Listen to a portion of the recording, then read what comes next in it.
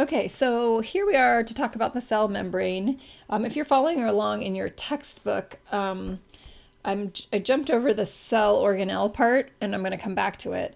But I'm going to talk about the cell membrane right here, which is section 3.4 of your text.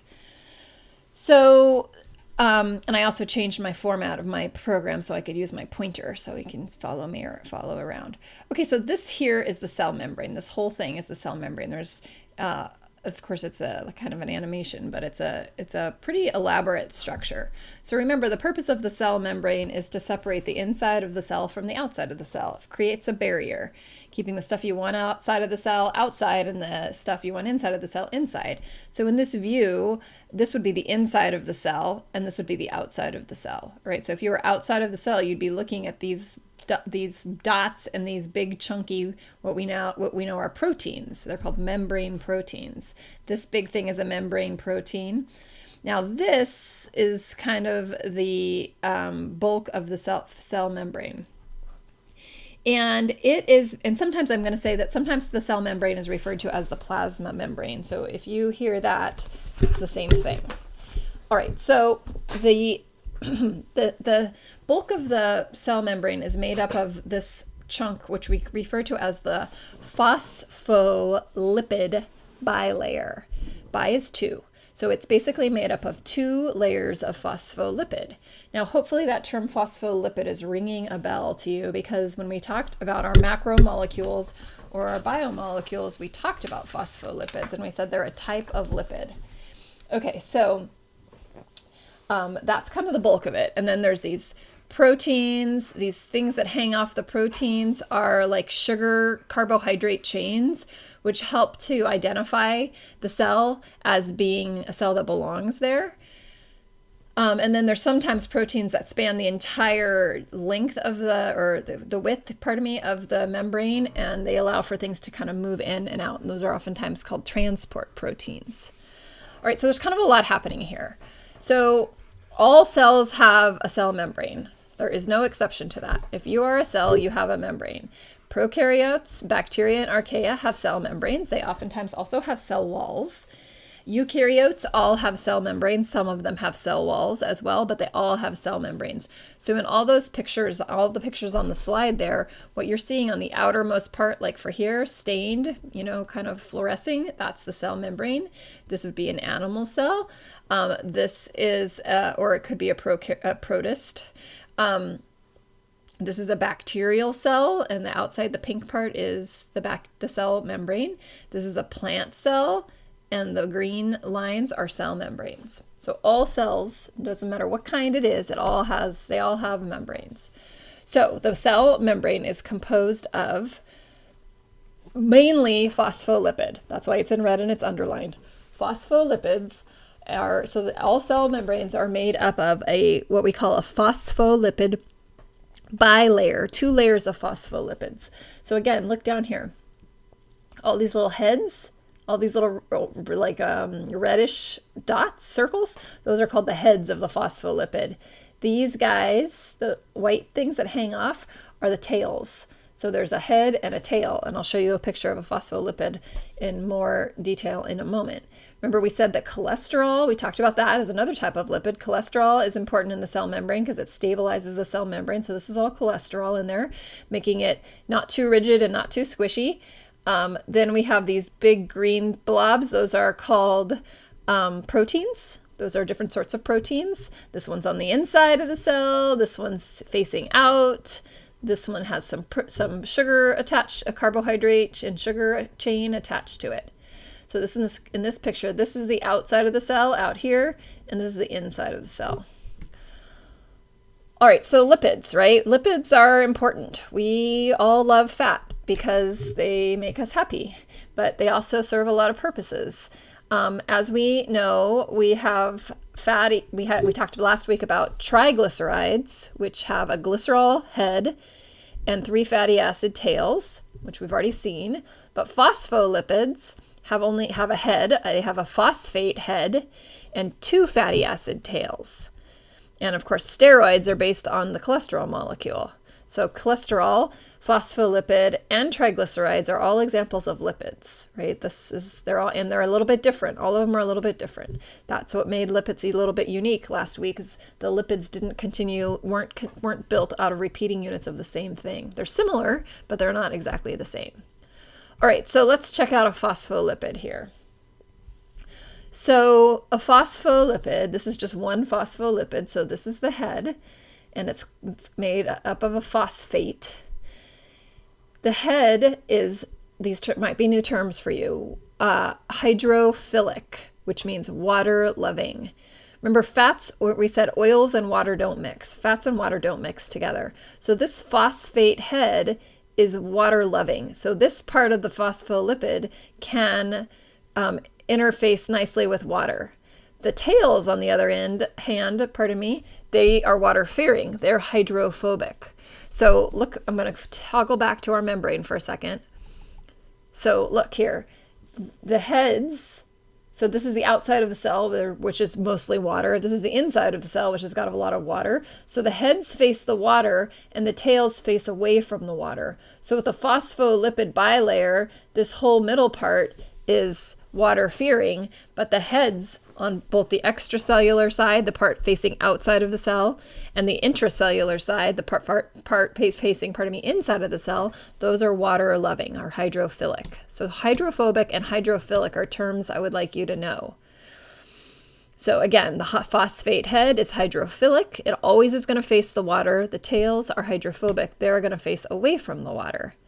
So the hydrophobic tails associate with one another to get away from the water, right? So basically what we're making here is this big, for lack of a better term, this big fat sandwich, right? This is the part that doesn't like water. This is the fatty part, and this is the part that's okay with the water. So what we know about molecules that have kind of a charge on one end, that we call those polar molecules. So the head of the phospholipid has a slightly negative charge, and the tails are neutral. So the heads are going to be okay in water, the tails are not okay in water. So it turns out that things that are soluble in fat, like this dot here, fat-soluble substances are able to diffuse right through the cell membrane. They're able to freely pass. If there's a concentration of them, they're able to cross freely across this cell membrane.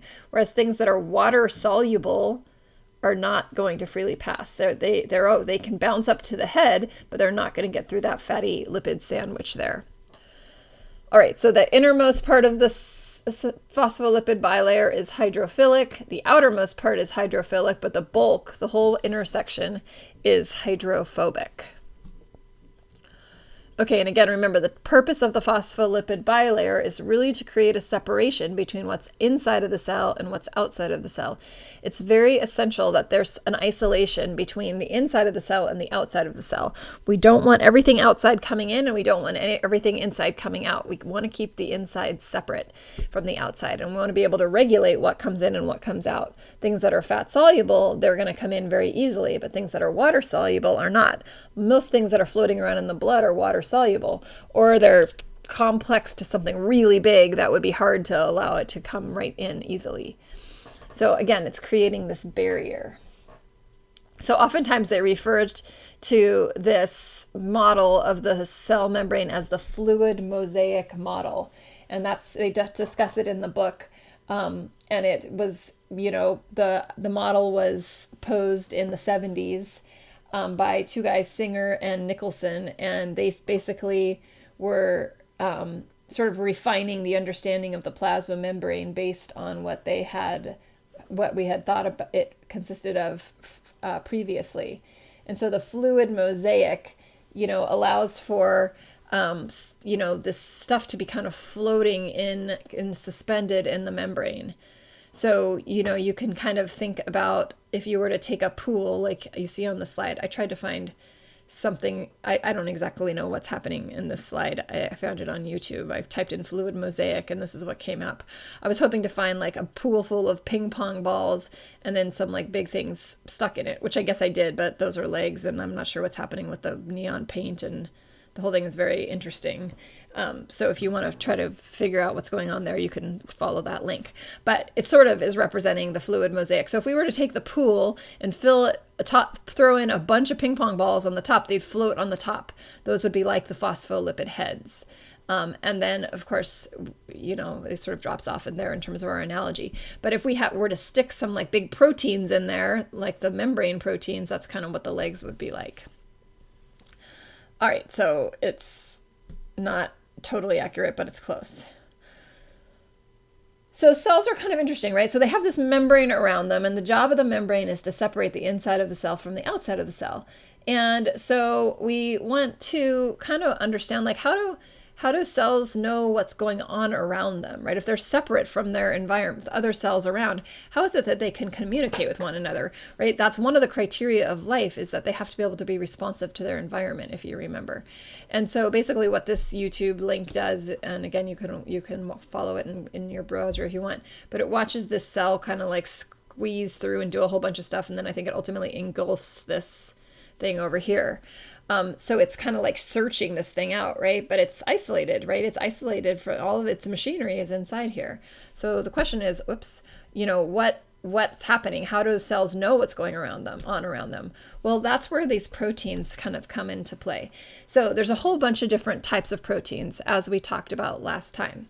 So in the context of cells and membranes, there are transport proteins like this one, D here. This is a transport protein. It spans the entire width of the membrane, and things can get transported through here, right? It's like a little channel.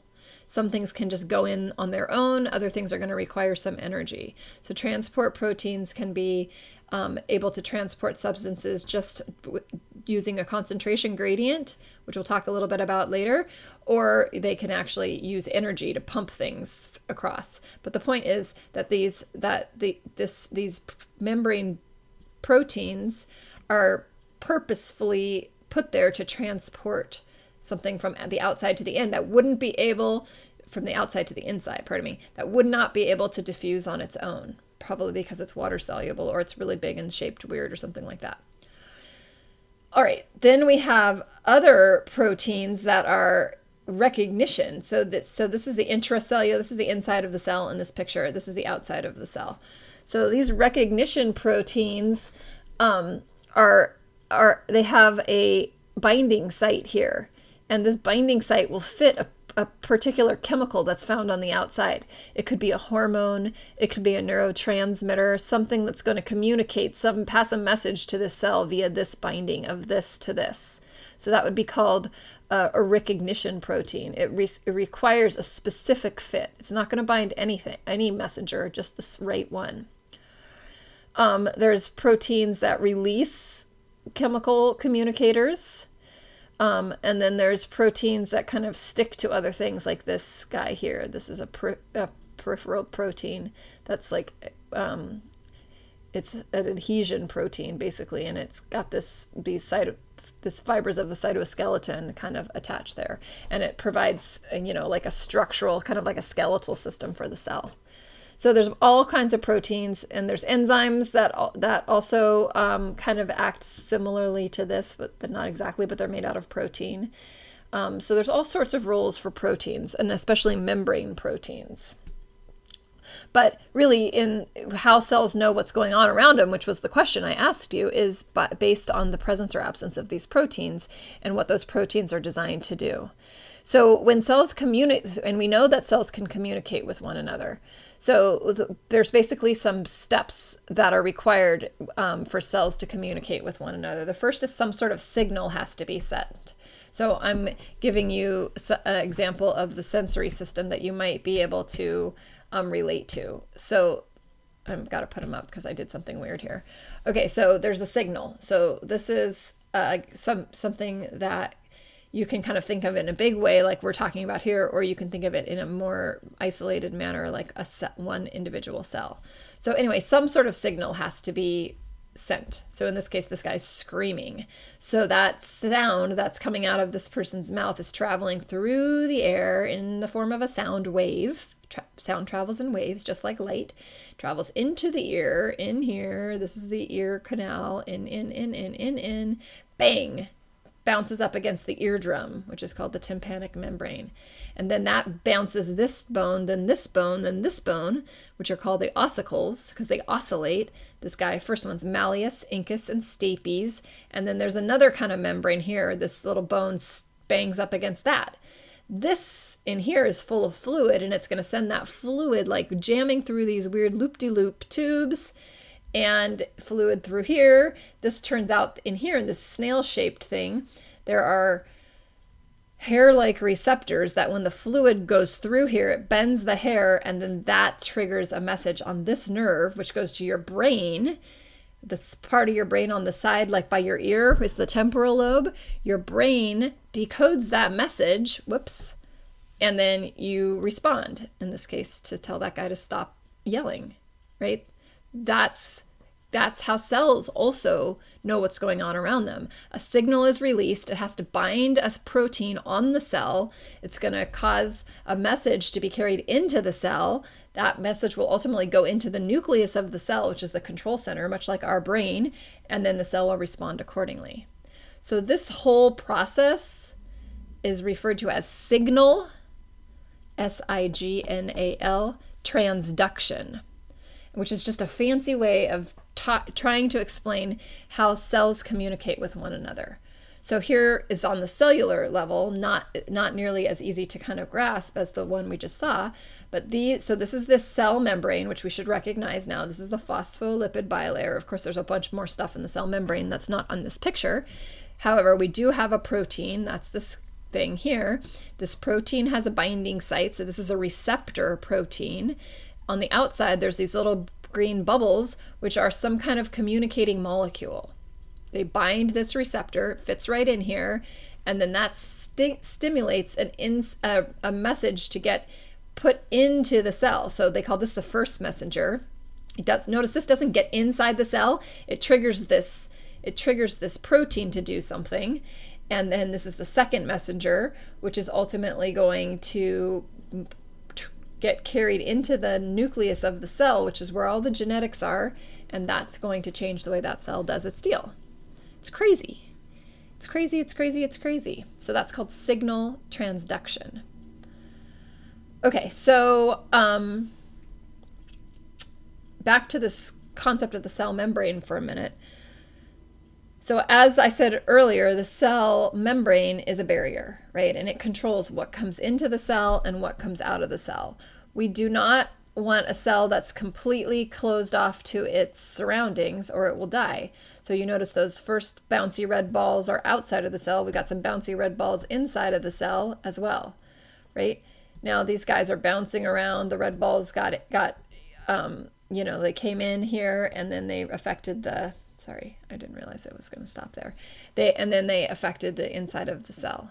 So we can't have a cell completely isolated because it would die, but we do need to be able to control what comes in and what comes out. So when we think about controlling what comes in and what comes out, we're really talking about what we refer to as transport across the cell membrane.